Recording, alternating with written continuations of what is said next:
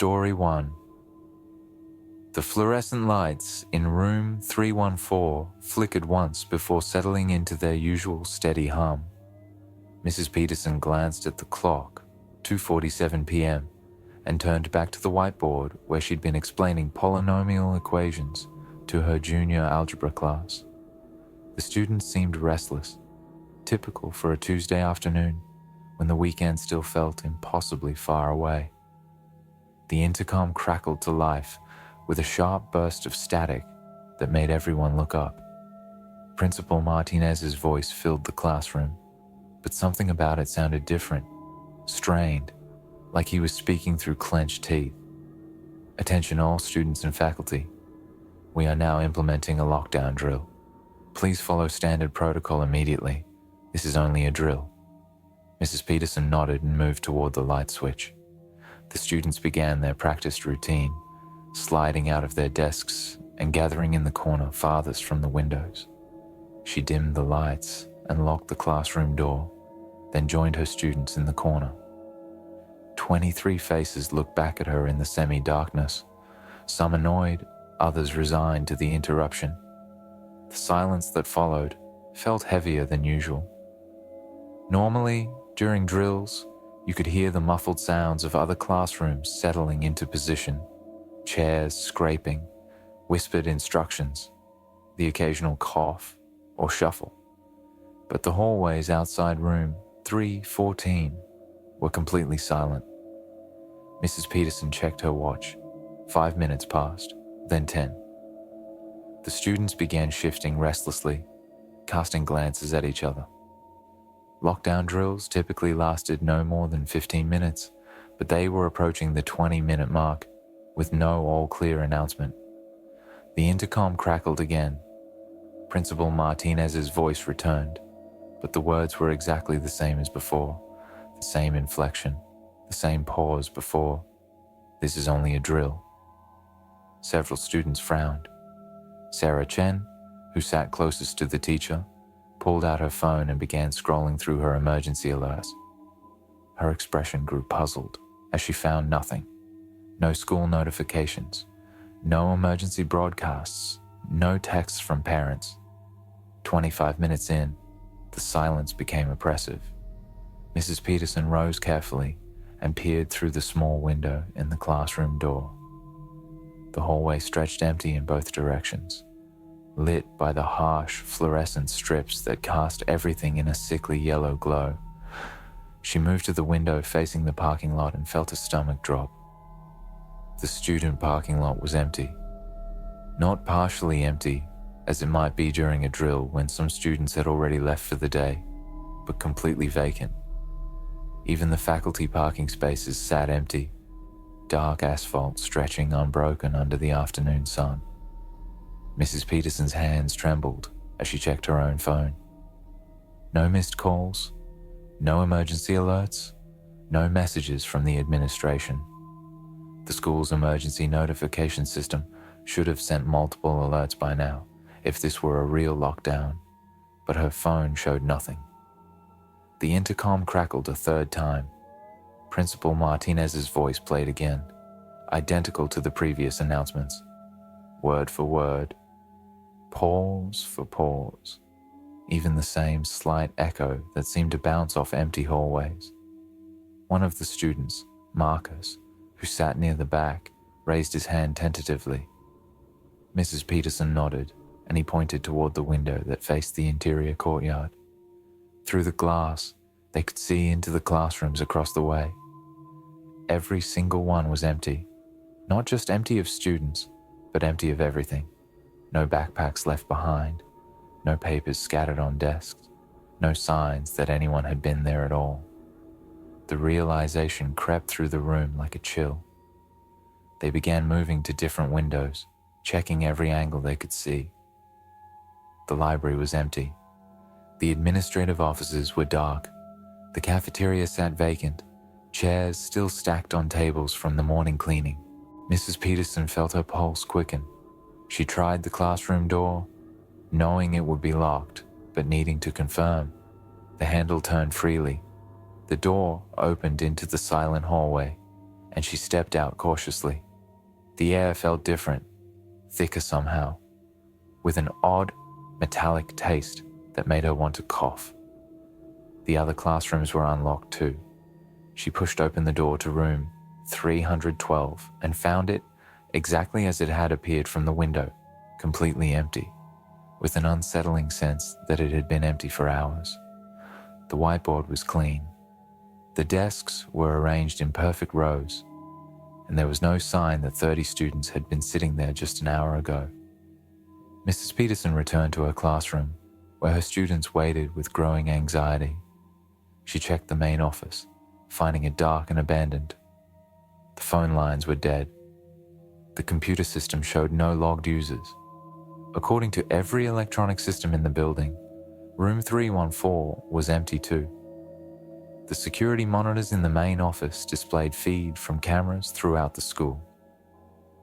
Mrs. Peterson scrolled through them one by one, seeing empty hallways, vacant classrooms, and deserted common areas.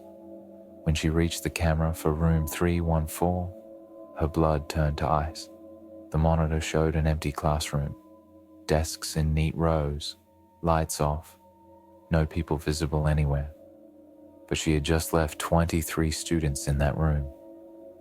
She ran back to room 314, her footsteps echoing strangely in the empty corridors. The students were still there, huddled in the corner, looking at her with frightened eyes.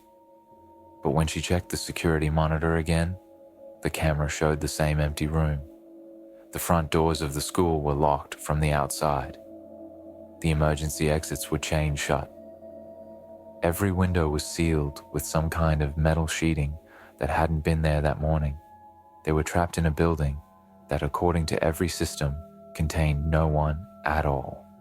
The intercom crackled once more, and Principal Martinez's voice played its loop again. But this time, Mrs. Peterson noticed something else, a faint hissing sound underneath the announcement, like air escaping from a punctured tire. She looked at her students and saw that several of them were rubbing their eyes. A few were swaying slightly, as if dizzy. The metallic taste in the air was getting stronger. Mrs. Peterson checked her phone one more time and found a single notification she had somehow missed before, a text from the automated emergency system, timestamped 3 hours earlier. Gas leak detected in East Wing. Immediate evacuation ordered. All personnel and students evacuated to safety. But they had never received the evacuation notice.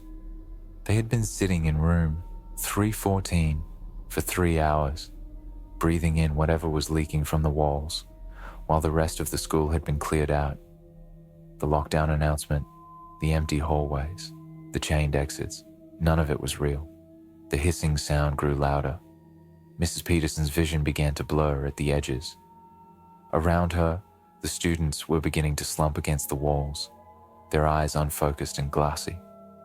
The fluorescent lights seemed to pulse with an unnatural rhythm, and the shadows in the corners of the room began to move and shift. She tried to count her students again, but the numbers kept changing. 23, then 18, then 31. The faces around her were becoming harder to recognize, features blurring together like a photograph left too long in the sun. The intercom crackled one final time, but now the voice sounded different, distorted and echoing, as if it were coming from very far away. Mrs. Peterson couldn't make out the words anymore, only the rhythm of speech that seemed to match the pulsing of the lights. In the security monitor, room 314 remained empty. The timestamp showed 6:47 p.m., but Mrs. Peterson's watch had stopped at 2:47. Time itself had become unreliable in this place that existed and didn't exist, filled with people who were there and weren't there, trapped in a building that had been evacuated hours ago. The hissing sound faded to silence, and the last thing Mrs. Peterson remembered was the strange peace that settled over the empty room that was full of students who had never been there at all. Story 2. The school was nearly empty that Saturday. Only a handful of students had been required to attend the mandatory academic catch-up session held in the old science wing.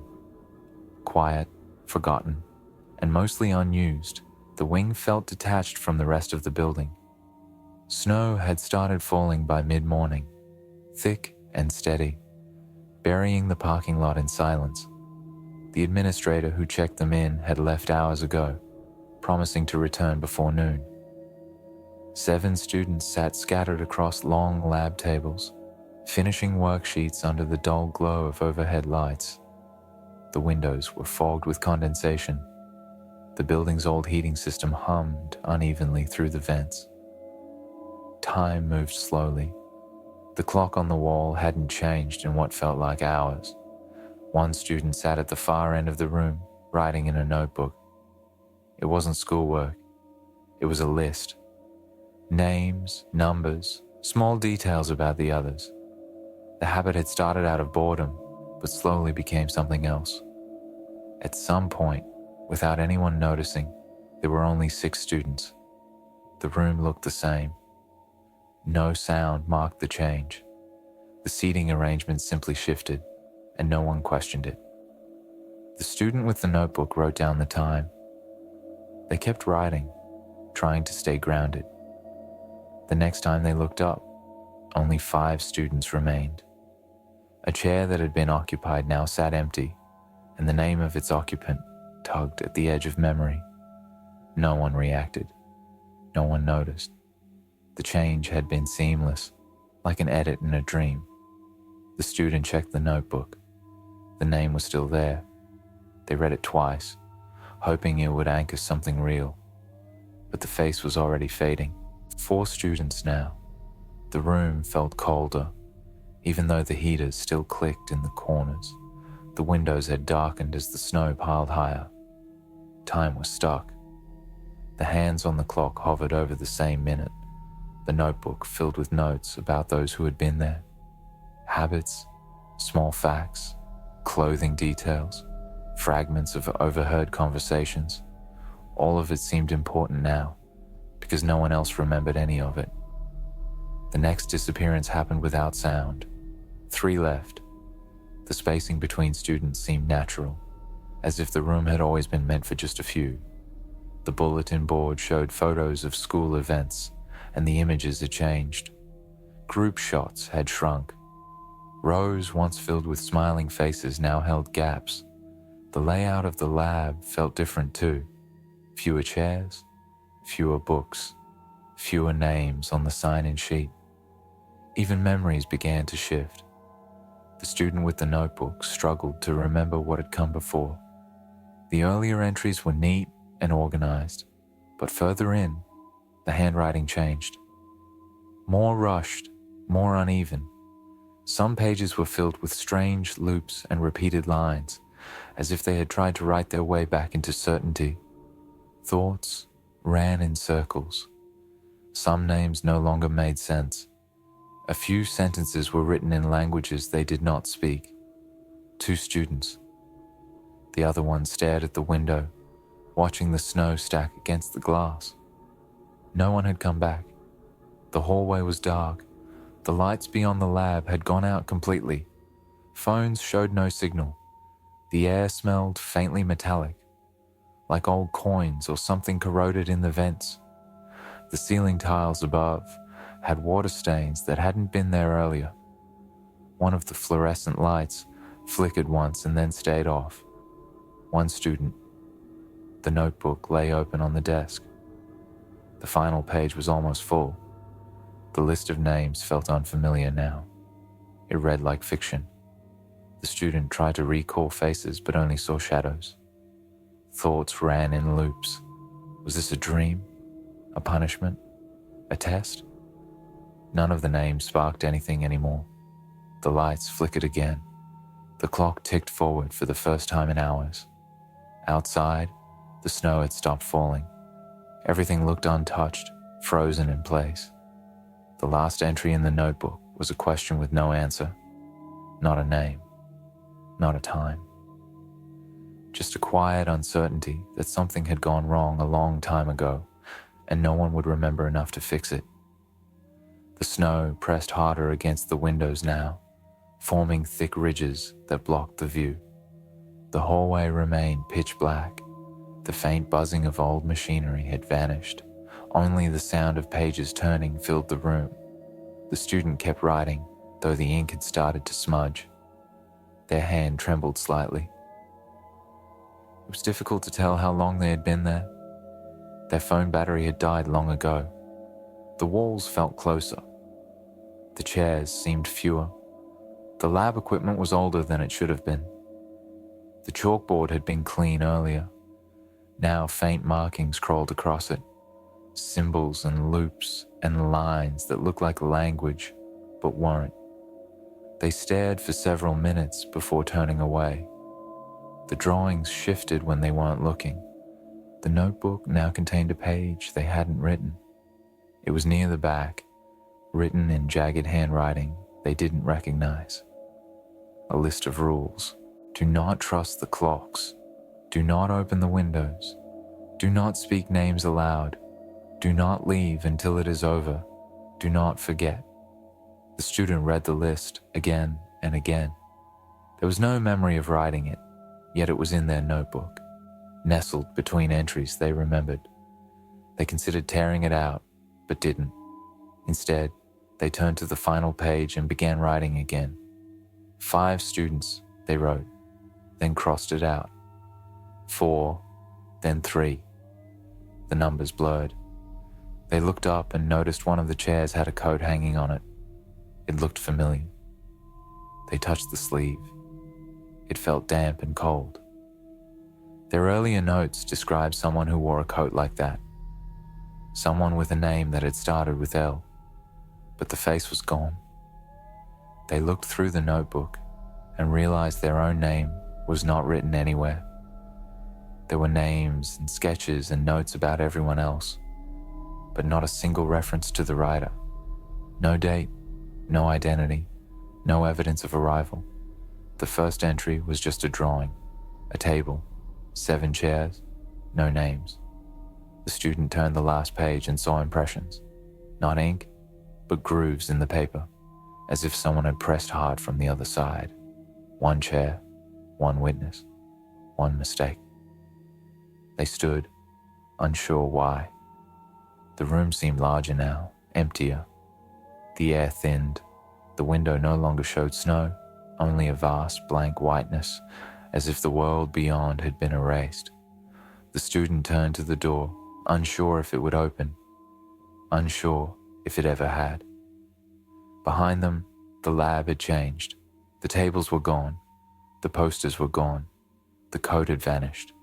Only the notebook remained, resting on a bare metal table in a room that had never been used for anything at all. Thanks for watching. If you enjoyed these stories, don't forget to like, share, and subscribe for more creepy content.